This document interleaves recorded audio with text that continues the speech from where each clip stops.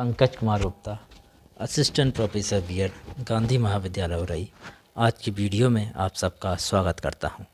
आज हम प्रबंधन का अर्थ, परिभाषाएं, प्रकृति, प्रक्रिया तथा शैक्षिक प्रबंधन का अर्थ, परिभाषाएं, विशेषताएं, महत्व, सिद्धांत, क्षेत्र और कार्यों का अध्ययन करेंगे। आइए शुरू करते हैं आज का वीडियो।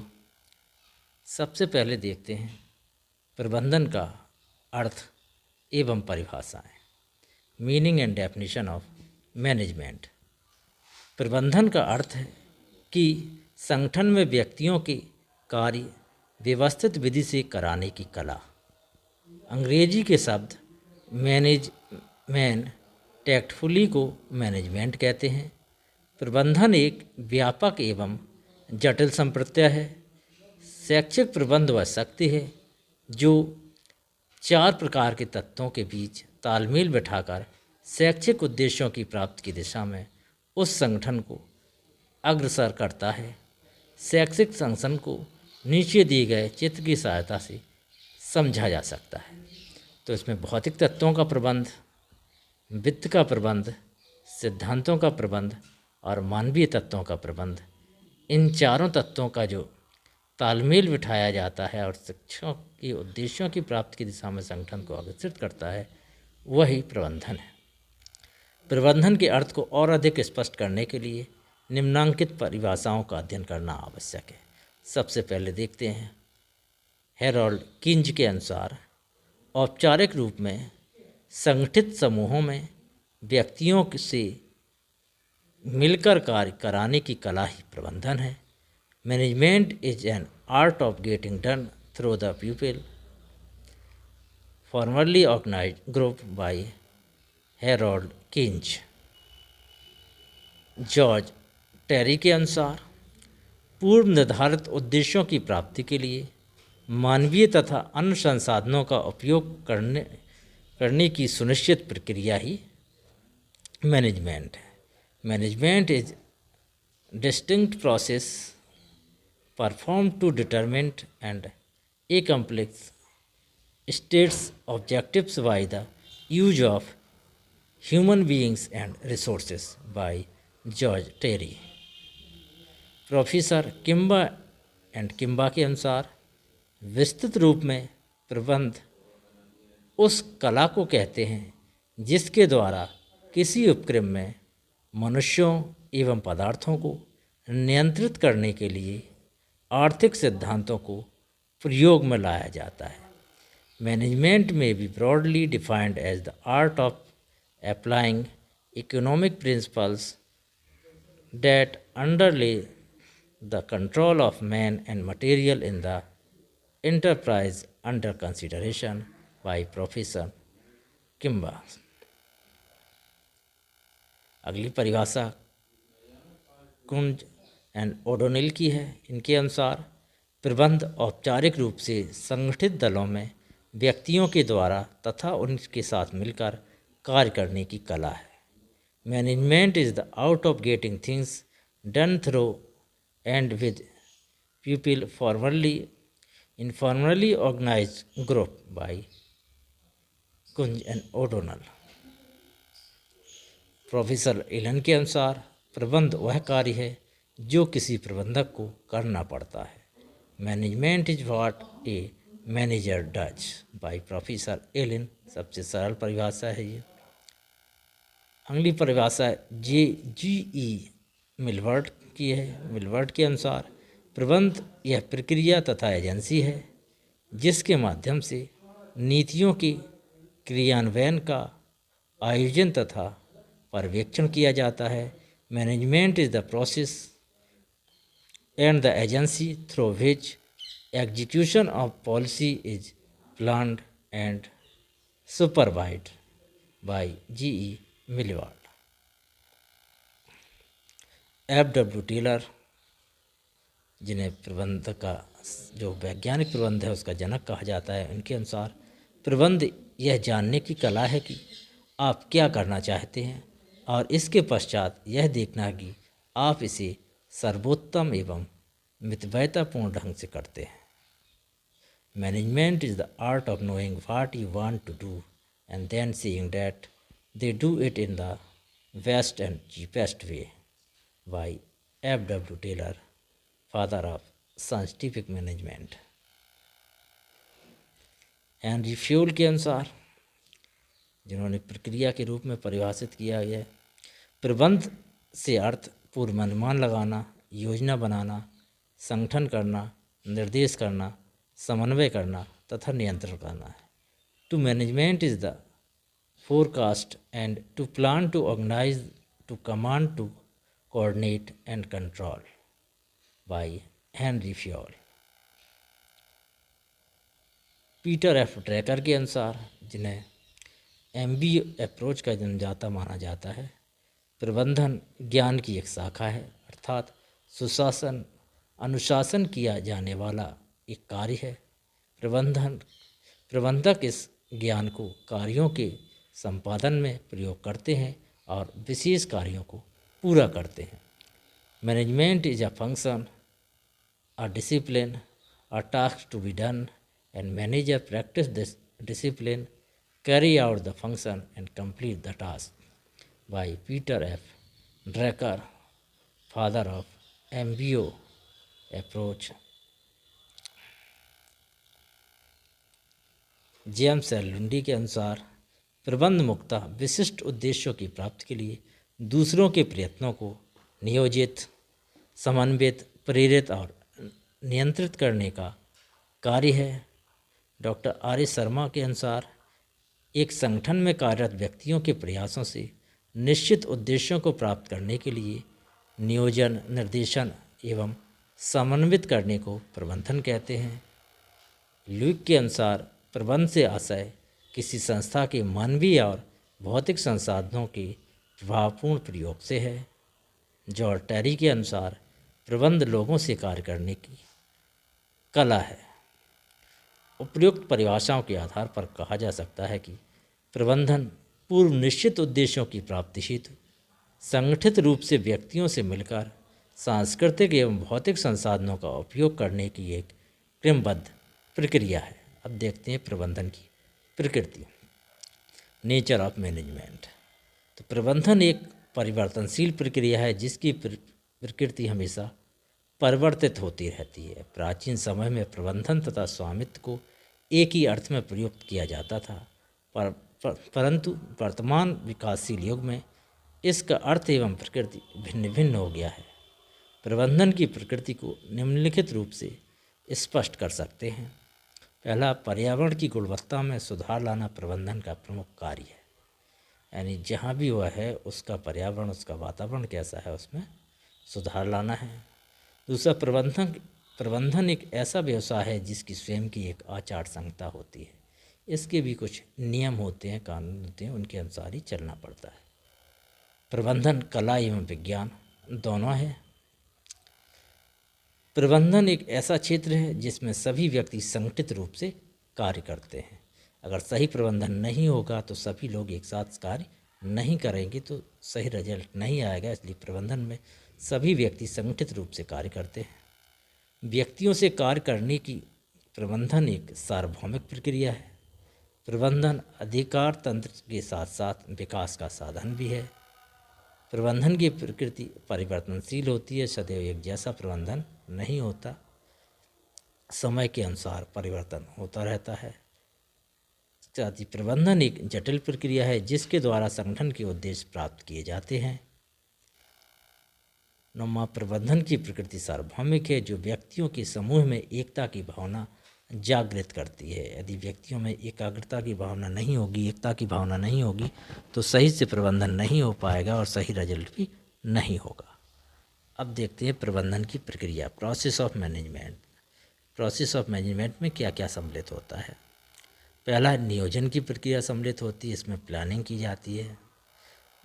प्लानिंग के बाद उद्देश्यों का प्रतिपादन किया जाता है। व्यवस्था करना भी प्रबंधन का कार्य है। निर्देशन देना प्रबंधन का कार्य है। नियुक्ति करना प्रबंधन का कार्य है। संपादन करना एवं समन्वय करना प्रबंधन का कार्य है। मूल्यांकन करना, नियंत्रण करना, प्रक्रिया में सुधार करना, संस्था का विकास करना और कार्यकर्ताओं को प्रोत्साहित करना आदि संगठन, ये सब प्रबंधन के कार्य है। यही इनकी प्रक्रिया है।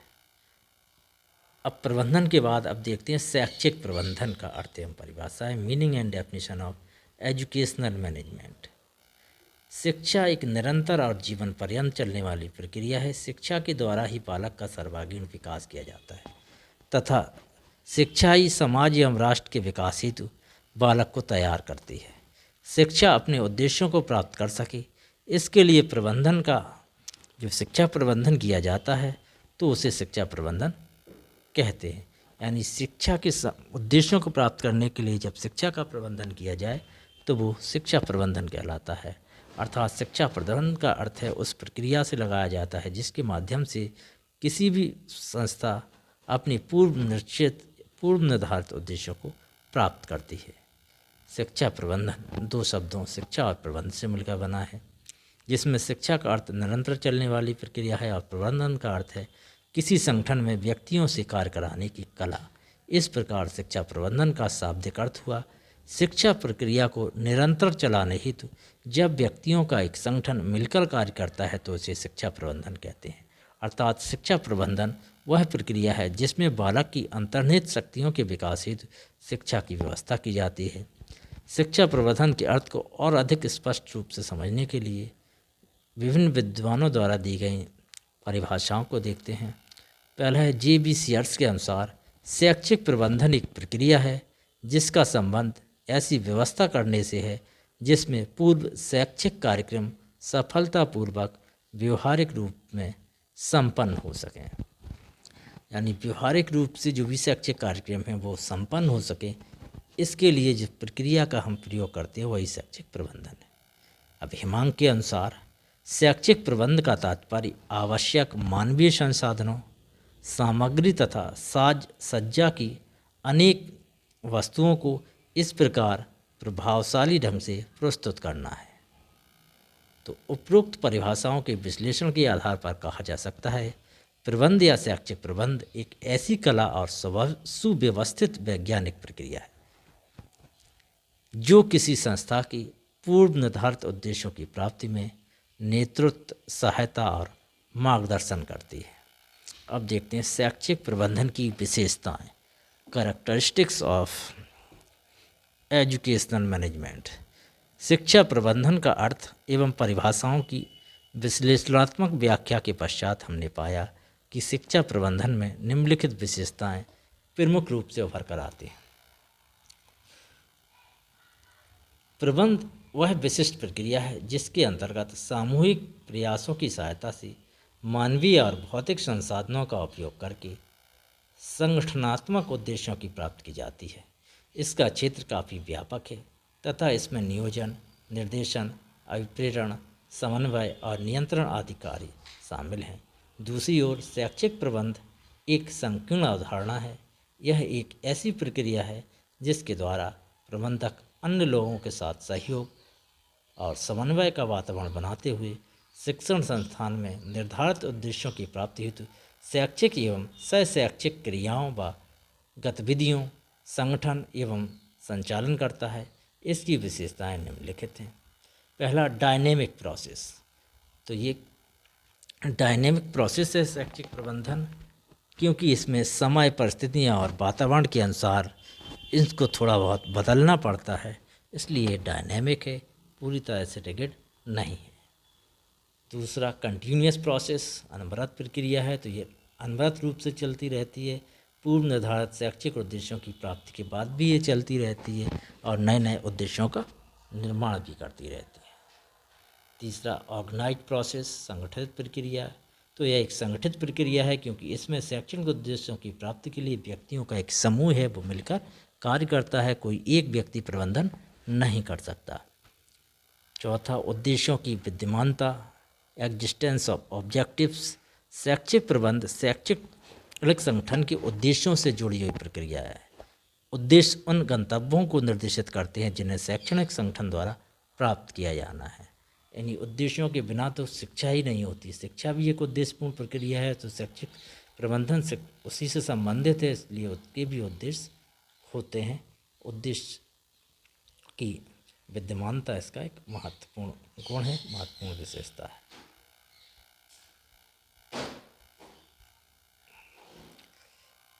अगला संसाधनों के बीच समन्वय, रिलेशनशिप एमंग रिसोर्सेज। शैक्षिक लक्ष्यों को प्राप्त करने के लिए प्रबंधक के सम्मुख सभी संसाधनों को उपलब्ध कराया जाता है। वह अपने ज्ञान और अनुभव का प्रयोग करते हुए संसाधनों के बीच समन्वय स्थापित करता है और वांछित परिणामों को प्राप्त करना है। अगला सोशल प्रोसेस, सामाजिक प्रक्रिया है। शैक्षिक प्रबंध एक सामाजिक प्रक्रिया है क्योंकि इसमें मानवीय संसाधन की विशिष्ट भूमिका होती है। प्रबंधक मानवीय संसाधनों को वांछित परिणामों की प्राप्ति की दिशा में क्रियाशील बनाता है। अगली विशेषता यूनिवर्सल प्रोसेस, सार्वभौमिक प्रक्रिया। शैक्षिक प्रबंध की प्रक्रिया के तत्व नियोजन, संगठन, नियुक्तिकरण, निर्देशन और नियंत्रण, ये सभी किसी भी देश व संस्कृति की शैक्षणिक संस्थाओं में कमोबेश देखे जा सकते हैं। इसलिए ये प्रक्रिया सभी देशों में लगभग एक समान होती है, इसलिए ये एक यूनिवर्सल प्रोसेस है। अगली विशेषता अंतर विषयक उपागम, इंटरडिसिप्लिनरी अप्रोच। यद्यपि शैक्षिक प्रबंध ज्ञान की नवीन शाखा के रूप में अस्तित्व बनाने के लिए प्रयासरत है, किंतु इसके सिद्धांत और अवधारणाएं व्यावसायिक प्रबंध और मनोविज्ञान से ग्रहण किए गए हैं। इसलिए एक विषय न होकर एक इंटरडिसिप्लिनरी अप्रोच है। वास्तव में एजुकेशन भी एक इंटरडिसिप्लिनरी अप्रोच है। अगली विशेषता अधिकार सत्ता, अथॉरिटी। प्रबंध एक अधिकार सत्ता की प्रणाली है। प्रबंधक की किसी शैक्षणिक संस्था में कार्य निष्पादन हेतु आदेश निर्देश देते हैं, नियम विनिमय बनाते हैं और कार्य प्रगति का मूल्यांकन करते हैं। इसलिए इसमें प्रबंधक का एक अधिकार भी होता है, एक अथॉरिटी होती है। अगली विशेषता अदृश्य कौशल, इंटेंजिबल स्किल। कुछ विद्वानों ने इसमें इसके स्वरूप को अमूर्त और अदृश्य बनाया है। कुछ इसको अदृश्य बताते हैं।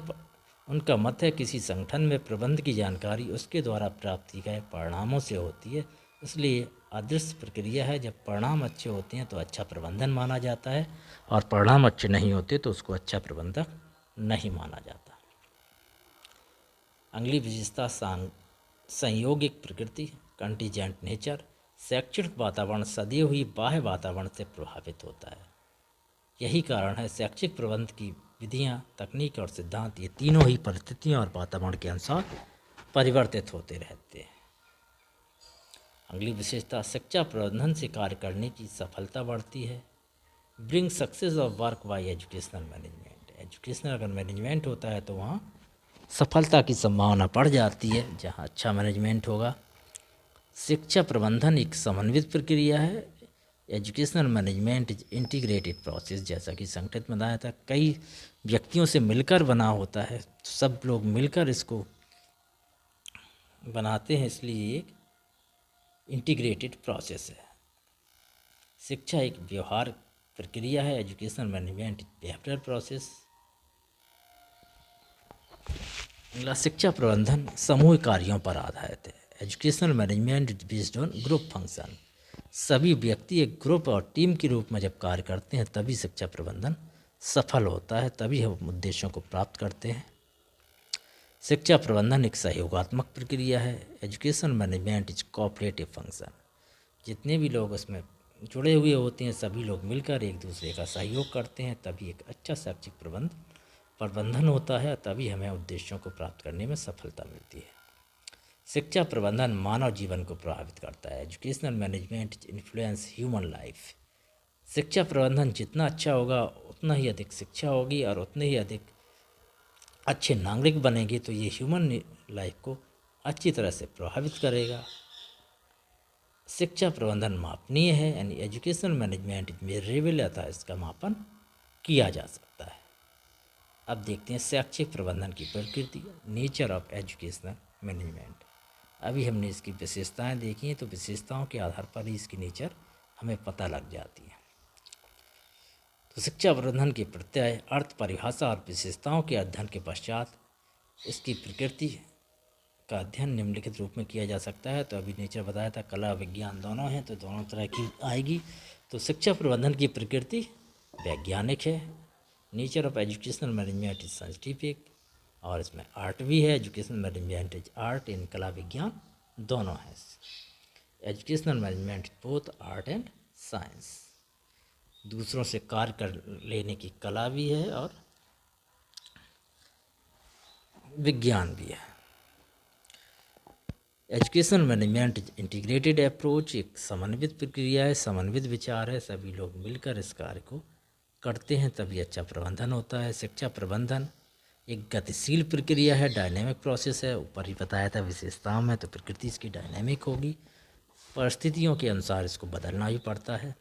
शिक्षा प्रबंधन ज्ञान का स्थानांतरण है। Educational management is transfer of knowledge, यानी शिक्षा प्रबंधन से जुड़े हुए व्यक्ति एक दूसरे से ज्ञान को साझा करते हैं और ज्ञान को ट्रांसफ़र करते हैं, स्थानांतरित करते हैं। शिक्षा प्रबंधन की प्रति व्यवसायिक है। Education management is vocational process, तो प्रबंधन एक व्यवसायिक प्रक्रिया भी है। शिक्षा प्रबंधन की प्रकृति एक सामाजिक कार्य पर आधारित है। Nature of educational management depend on social function, जो सोशल फंक्शंस होते हैं उसके आधार पर इसकी प्रकृति निर्धारित होती है। जहाँ जैसा समाज होगा उसी के अनुसार प्रबंधन करना पड़ता है। अब देखते हैं शैक्षिक प्रबंधन के कार्य, फंक्शन ऑफ एजुकेशनल मैनेजमेंट। शिक्षा प्रबंधन एक निरंतर और परिवर्तनशील प्रक्रिया है जो कि समाज और सामाजिक मूल्यों के आधार पर कार्यों में परिवर्तन होता है। अतः जो शिक्षा प्रबंधन है उसकी संक्षिप्त रूप से निम्नलिखित कार्य हैं। सबसे पहले प्लानिंग, फिर ऑर्गेनाइजेशन, सबको जितनी भी चीज़ें हैं सबको संगठित करना, directing, staffing, coordination, control, integration, communication, motivation, decision making और इनोवेशन, नव परिवर्तन। उपयुक्त सभी कार्य शिक्षा प्रबंधन के आधार हैं। इन सभी कार्यों की सहायता से शिक्षा प्रबंधन शिक्षा एवं किसी भी संस्थान के पूर्व निर्धारित उद्देश्यों की प्राप्ति में महत्वपूर्ण भूमिका निभाते हैं। इन कार्यों के संपादन में शिक्षा प्रबंधक की ही भूमिका होती है। अब शैक्षिक प्रबंधन के क्षेत्र, स्कोप ऑफ एजुकेशनल मैनेजमेंट। शिक्षा प्रबंधन एक व्यापक एवं गतिशील प्रक्रिया है। शिक्षा प्रबंधन का क्षेत्र हमें शिक्षा प्रबंधन की विषय वस्तु एवं उसकी सीमा को स्पष्ट करने में सहायक होता है।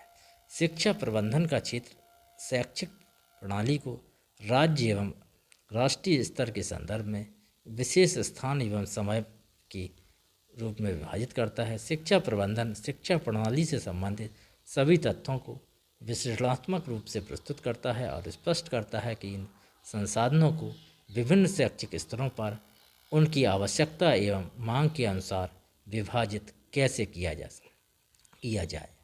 वर्तमान समय में प्रबंधन की विभिन्न क्रियाओं का संपादन शैक्षिक क्रियाओं के संदर्भ में किया जाता है। इसी के प्रबंध का कार्यात्मक क्षेत्र कहते हैं। इसी को ब्रिटेन की शिक्षा मंत्रालय ने अपने प्रबंधन के लिए शिक्षा एजुकेशन फॉर मैनेजमेंट नामक प्रतिवेदन में प्रबंधन के कार्यात्मक क्षेत्रों को 9 भागों में विभाजित किया है। ऑन एजुकेशन फॉर मैनेजमेंट प्रतिवेदन ये किसका है? ब्रिटेन की शिक्षा मंत्रालय का है, प्रबंधन के लिए शिक्षा। इस प्रतिवेदन में कितने कार्यात्मक क्षेत्र बताए हैं? इसके 9 कार्यात्मक क्षेत्र बताए हैं। अब ये 9 कार्यात्मक क्षेत्र कौन कौन से हैं इनको देखते हैं।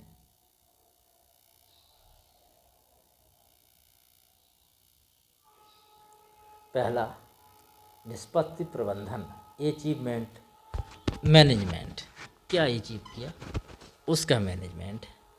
दूसरा, फाइनेंशियल मैनेजमेंट, वित्त का प्रबंधन। क्लासिफिकेशन मैनेजमेंट, विभाजन प्रबंधन। परचेज मैनेजमेंट, क्रय प्रबंधन। कम्युनिकेशनल मैनेजमेंट, संप्रेषण प्रबंधन। कार्यालय प्रबंधन, ऑफिस मैनेजमेंट। संस्थागत प्रबंधन, इंस्टीट्यूशनल मैनेजमेंट। सेवा वर्गीय प्रबंधन, पर्सनल मैनेजमेंट। और विकास प्रबंधन, डेवलपमेंट मैनेजमेंट। तो ये 9 कार्यात्मक क्षेत्र किसने बताए हैं? ये 9 कार्यात्मक क्षेत्र बताए हैं ब्रिटेन की शिक्षा मंत्रालय ने अपनी प्रतिवेदन एजुकेशन फॉर मैनेजमेंट में। अब देखते हैं शैक्षिक प्रबंधन के सिद्धांत, प्रिंसिपल ऑफ एजुकेशनल मैनेजमेंट। शिक्षा प्रबंधन के सिद्धांतों के संबंध में अनेक विद्वानों के द्वारा भिन्न भिन्न विचार प्रकट किए गए हैं। शिक्षा प्रबंधन के सिद्धांतों के संबंध में टेलर, हेनरी फ्योल, कुंजन, ओडोनल, MP फोलेट तथा LL उर्बिक आदि प्रमुख विद्वानों ने शिक्षा प्रबंधन के सिद्धांतों का प्रतिपादन किया। इन विद्वानों द्वारा दिए गए सिद्धांत निम्नलिखित हैं। पहला, नियोजन का सिद्धांत, principle of planning.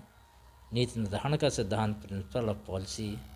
Principal of standardisation, principle of research, principle of motivation, principle of balance, principle of work division, principle of human relation, principle of responsibility, principle of leadership, principle of structure of organisation, principle of specification, principle of cooperation, principle of exception, principle of control और principle of unity. अब देखते हैं importance of educational management. Educational management का क्या महत्व है, क्यों ये ज़रूरी है? तो शिक्षा तंत्र में शिक्षा प्रबंधन का महत्वपूर्ण स्थान होता है। वर्तमान में शिक्षा प्रबंधन व्यवस्था के बिना कोई भी देश, राज्य, उद्योग, संस्था शैक्षिक लक्ष्यों को प्राप्त नहीं कर सकती।